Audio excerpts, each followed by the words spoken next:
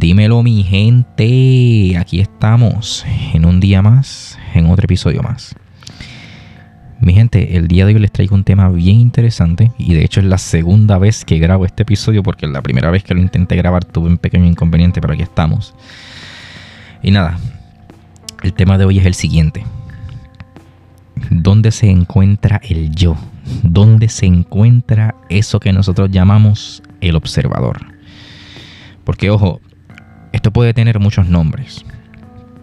Por ejemplo, la filosofía le llama el sujeto y pues la gente un poquito más dedicada a la búsqueda del conocimiento, como los masones, etcétera, pues le llaman el observador. ¿Qué es este observador? Pues mira, este observador es alguien que nos conforma a nosotros mismos y está de hecho en nuestra conciencia, es parte de ella. Y es aquello de nosotros mismos que es capaz de observar nuestros sentimientos, pensamientos y emociones. ¿En qué se sostiene esto? En una base bastante sólida, mi gente. El ser humano posee una capacidad bien interesante. Y es que el ser humano es una criatura que es capaz de la autoobservación y la autopercepción. Y muchas veces no entendemos la magnitud de lo extraño que se vuelve eso. Porque claro, pues teóricamente estamos acostumbrados y teóricamente lo hacemos todos los días. Cosa que pues yo pongo en duda, pero pues la ciencia y la filosofía te dice, pues mira, tú haces esto todos los días porque es una capacidad nata tuya. ¿Qué pasa con este observador? Que cuando tú te detienes a observar esto, tú te das cuenta que las personas entendidas en este tema, que saben de estos temas, te van a contar lo siguiente. Y es que este observador es como otra parte de ti que no solamente está ahí, es capaz de observar tus sentimientos y emociones, sino que de hecho es el verdadero origen de tu ser. ¿En qué se basa esto? En entender dos cosas bien importantes. La primera es que muchas religiones antiguas, como por ejemplo el budismo y la masonería, pero la masonería ya entramos en una logia, destacan lo siguiente, y es que ellos dividen al hombre en dos partes esenciales: la conciencia divina, la divinidad, y el cuerpo. En pocas palabras, ellos toman el cuerpo y lo separan del alma, del espíritu, de la conciencia, como algo que utiliza el cuerpo como vehículo, pero que su verdadero origen, como hemos discutido en otro episodio, está más allá. ¿Por qué es importante hacer esta distinción? Porque, según ellos, ahí se encuentra el yo en el mundo espiritual. ¿Qué es lo lindo de esto? Y aquí entramos al segundo punto importante, que mayormente el mundo espiritual se compone de pensamientos y de ideas. Y esas ideas y esos pensamientos es importante entender que sí salen de nuestra mente, pero se sigue encontrando con la misma pregunta, claro, ¿dónde está el yo? ¿Dónde está nuestra mente?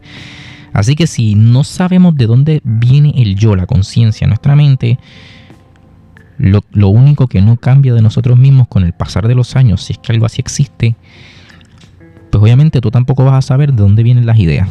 Tú puedes decir, caramba, pues vienen del cerebro, porque el cerebro es el órgano encargado de eso, ya, pero ¿qué es lo que activa el cerebro? ¿Qué es lo que le da ese primer chispazo de vida al cerebro cuando uno, ¿verdad?, está en el vientre de su madre? ¿Dónde está eso? Entonces, en base a eso se presupone que hay otro ser. Hay otro ser superior que somos nosotros mismos, pero en otro plano. Lo que pasa con esto es que esto está conectado al subconsciente y a los sueños. Porque pues muchos de ustedes habrán escuchado por ahí que el subconsciente se comunica de manera simbólica. El subconsciente usa la simbología y utiliza mucho los sentimientos e imágenes al momento de comunicarse. ¿Sabe? El subconsciente no es algo que te va a hablar con palabras como lo haría la parte consciente.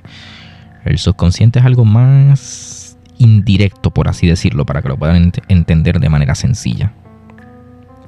Entonces, cuando nosotros entendemos esto, aparece un aspecto bien importante de esta discusión, y es el siguiente. Cuando nosotros nos hacemos esta pregunta, hay otro fenómeno importantísimo que era de hecho el que yo quería traer aquí. Y es el fenómeno del tercer hombre. Y aquí se pone interesante la discusión. ¿Por qué?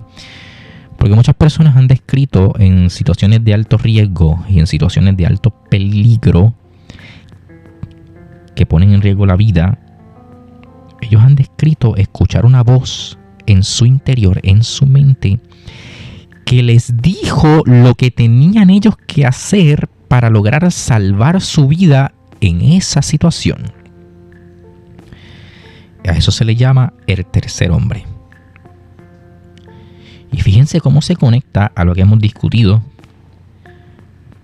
porque hablamos del origen del yo y que es lo único del yo de nosotros mismos que no cambia con el paso del tiempo y que realmente nos define. Porque, ojo, es importante entender que tú no eres tus pensamientos, tú no eres tus emociones y tú no eres tus creencias. ¿Por qué? Porque esas son cosas que cambian. Como dicen las escrituras antiguas, eso son cosas que son como el agua, son como un río. Un río está en constante fluir, en constante cambio. Pues tus emociones son como un río, porque están en constante fluir, en constante cambio. Entonces, como cambian, pues se presupone que eso, que tus emociones no te definen, que no son tú. Y los pensamientos también cambian, y las creencias también cambian con el pasar del tiempo. Ahora, ¿qué pasa con esto del tercer hombre? Regresamos al misterio. La persona está en una situación de alto riesgo, de alto peligro, está a punto de perder la vida. Aparece una voz que le dice, por ejemplo, si quieres salvar tu vida, salta por la ventana. Y la persona escucha esa voz en su mente, saltó por la ventana y salvó su vida.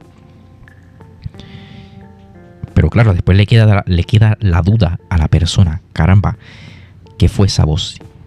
¿Quién me habló? ¿Qué fue eso? ¿De dónde vino? ¿Cuál es el origen? Y claro, hemos discutido en episodios anteriores que pues la conciencia no tiene un origen claro. Y como la conciencia no tiene un origen claro, pues obviamente todos estos misterios tienen cabida dentro de la discusión de esto. ¿Qué nos dice la filosofía respecto a esto? Pues que gracias a eso, el ser humano tiene la capacidad de la autopercepción. Y muchas veces no entendemos lo importante que es tener la capacidad de la autopercepción y entender el desarrollo de nuestros sentimientos, emociones y poder observarnos a nosotros mismos. Eso es una cosa muy valiosa.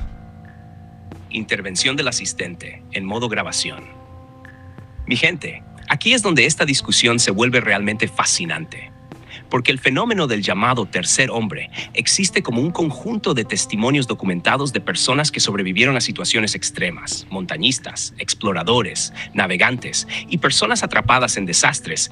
Han descrito la sensación de que una presencia o una voz los guiaba para tomar decisiones que terminaron salvándoles la vida. Ahora bien, es importante hacer una distinción. Que muchas personas hayan vivido esa experiencia no significa que la ciencia haya demostrado cuál es su origen. Existen varias hipótesis. Algunos investigadores creen que podría tratarse de un mecanismo del propio cerebro bajo condiciones extremas de estrés, aislamiento o peligro, mientras que otras corrientes filosóficas y espirituales interpretan esa experiencia de maneras completamente distintas. Y ahí aparece una pregunta que me parece todavía más interesante. Si esa voz fuera simplemente una parte de nuestro cerebro intentando mantenernos con vida, ¿por qué muchas personas la describen como si fuera alguien diferente a ellas? Como si existiera un otro observando la situación con una calma que ellas mismas no tenían en ese momento. No tenemos una respuesta definitiva, pero precisamente ahí está el valor de estas preguntas, porque nos obligan a reflexionar sobre algo que damos por sentado todos los días, la sensación de decir yo. ¿Qué significa realmente decir yo? ¿Estamos hablando del cerebro, de nuestros recuerdos, de nuestra personalidad? ¿O existe algo más profundo que todavía no comprendemos? Son preguntas abiertas, preguntas que la filosofía, la neurociencia, la psicología y las distintas religiones llevan miles de años intentando responder. Y hasta el día de hoy, ninguna disciplina ha conseguido cerrar completamente el debate. Y ahí es donde está precisamente, mi gente, ahí es donde está precisamente la cuestión del asunto. Que cuando nosotros pues analizamos la Biblia, que por cierto es un libro que les recomiendo leer independientemente de que seas creyente o no, te recomiendo mucho leer la Biblia, porque la Biblia es un libro que contiene muchísima sabiduría humana. Pues independientemente de que creas o no, lo importante de todo esto es que, como siempre yo llevo diciendo a lo largo de la existencia de este podcast, muchas cosas que vemos son patrones que se repiten una y otra vez, y basta con pararse a observar la historia y investigar un poco, leer un poco de historia, buscar información un poquito a la antigua para nosotros entender y ver estos patrones. ¿Por qué lo digo? Porque en la segunda parte de este episodio, y última parte de este episodio, por cierto, me quiero enfocar en conectar todo esto a la lujuria. Porque aquí esto tiene una conexión mucho más fuerte de lo que nosotros creemos. Y es que la Biblia hace una separación, de nuevo, entre la carne y el espíritu, entre el cuerpo y el espíritu. Y la Biblia te dice que no te dejes llevar por los deseos de la carne. Pero aquí hay un aspecto bien importante, y es que cuando nosotros discutimos esto y le buscamos pues la vuelta, las 7 patas al gato, queda la pregunta: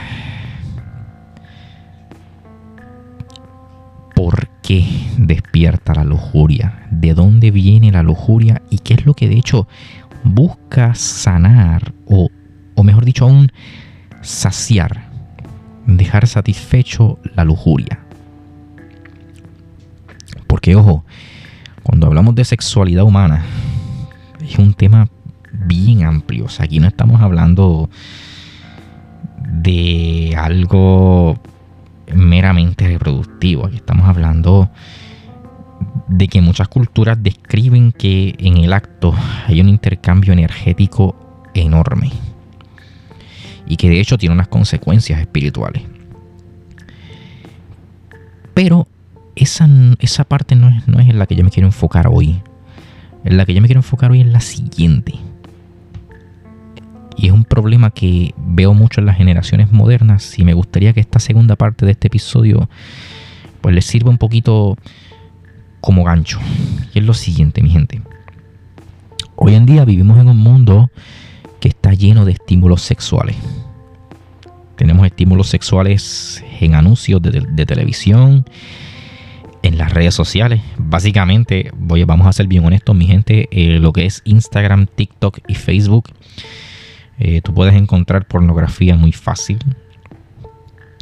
La pornografía, de hecho, está al acceso de los menores de edad, desde este contenido, ¿verdad?, sexual ilícito. Y no hay que ser muy hábil para tener acceso a este contenido. Y claro, lo peligroso de esto es que, imagínense ustedes un jovencito de 12 años o un jovencito de 16, 18 años que quizá no tuvo alguien que le explicara cómo manejar esto. Porque claro, la Biblia tiene 7 pasos para manejar esto, pero ¿dónde está aquella figura que se preocupa y que te dice, mira, esto que tú estás sintiendo, pues se llama lujuria, se llama deseo, y se maneja de esta manera? Y como no tenemos ese mecanismo en la sociedad, porque este problema es relativamente nuevo, estamos hablando que este problema, ¿cuánto es lo máximo que puede llevar? 10, 20 años, y eso a términos históricos pues no es mucho que digamos. Entonces,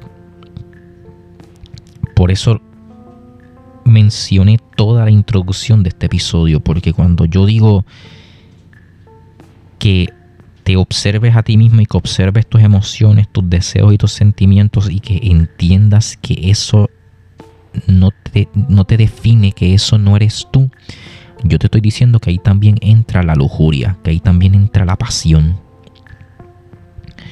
Y una de las primeras claves que los jovencitos y las jovencitas no entienden es que cuando les entra el deseo, ellos se desesperan y piensan que la única salida es sucumbir a ese deseo. Y terminan cometiendo errores, y ahí entran los embarazos indeseados o la contracción de alguna enfermedad de transmisión sexual. Y claro, si a eso le añadimos toda la estimulación que tenemos en redes sociales, pues mi gente, aquí estamos ante otro pequeño asesino silencioso. ¿Por qué? ¿Y dónde está el segundo punto importante de esto? La mente. Y es que claro, si alguien está dominado por esto, lo que la Biblia diría estar dominado por la carne, hay un enorme problema acá. Porque el problema de esto es que cada vez son más personas que están pensando en sexo todo el día. Y ojo, mi gente, no es que esto sea algo malo, es que como todo en la vida requiere equilibrio, pero si el mundo moderno, el mundo de hoy en día te ofrece este estímulo de manera tan fácil y de hecho gratis, pues obviamente es fácil acostumbrarse a esto. Y claro, de nuevo volvemos al mismo punto. ¿Dónde está aquel que te diga qué hacer con esto? Porque cuando miramos esto y decimos que la situación quizá no es tan grave, es porque nadie se ha parado a mirar. Pero mi gente, a la audiencia un poquito más mayor, que tenga un poquito más de edad, yo les exhorto a mirar esto, porque cada vez hay más jóvenes reportando este problema.